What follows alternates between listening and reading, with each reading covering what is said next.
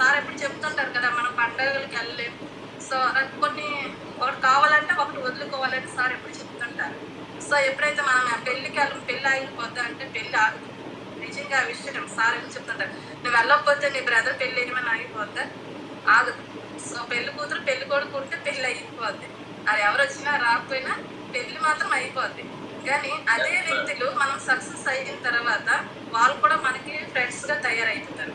అంటే నాకు ఒకటే అర్థమైంది, ఈరోజు చాలా మందికి అది జరుగుతుంటది కూడా.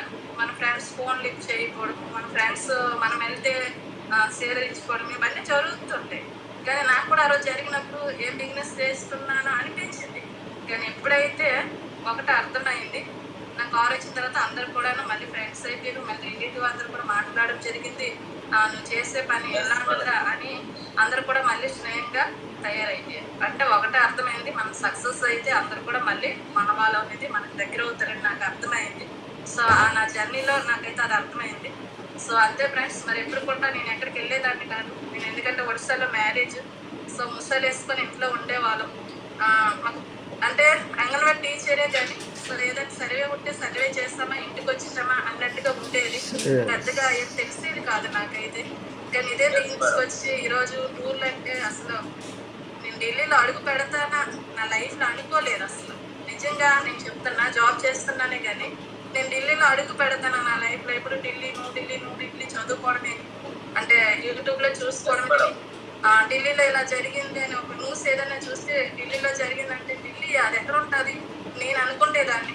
కానీ ఫస్ట్ టైం ఢిల్లీ వెళ్ళాను అంటే అడుగు పెట్టేటప్పుడు, ట్రైన్కి అడుగు పెట్టేటప్పుడు నేను ఒక వీడియో తీసుకున్నాను, అంటే గుర్తుగా ఉంచుకోవాలని. సో అంత హ్యాపీనెస్, అంటే ఢిల్లీ నేను వెళ్ళగలిగాను అని ఒక చాలా హ్యాపీ అనిపించింది.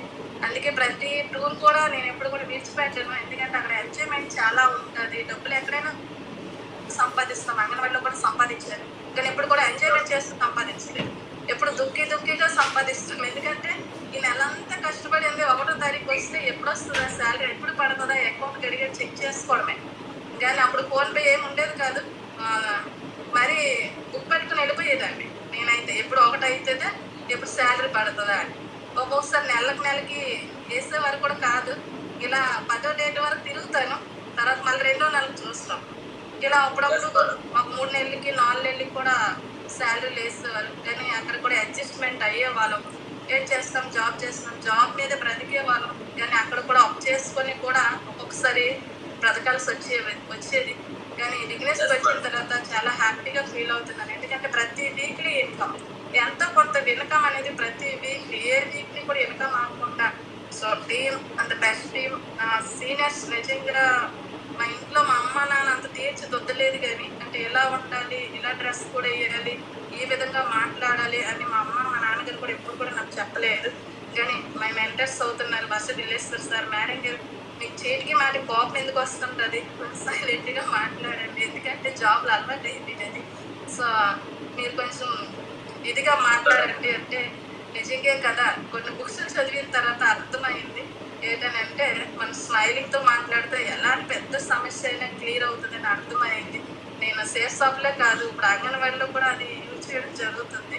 అందుకే మేనేజ్మెంట్ చేసుకుంటూ కూడాను ఈరోజు చాలామంది జాబులు అంగన్వాడి టీచర్ దొరికితే మాకు ఎంత పని ఉంది, అంత పని ఉంది, మీరు ఒడిశా కదా నువ్వు చేయగలవంటే అది కాదు. ఒడిశా ఆంధ్ర అందరికీ ఒకటే పనులు ఉంటాయి. అంటే ఇక్కడికి వచ్చిన తర్వాత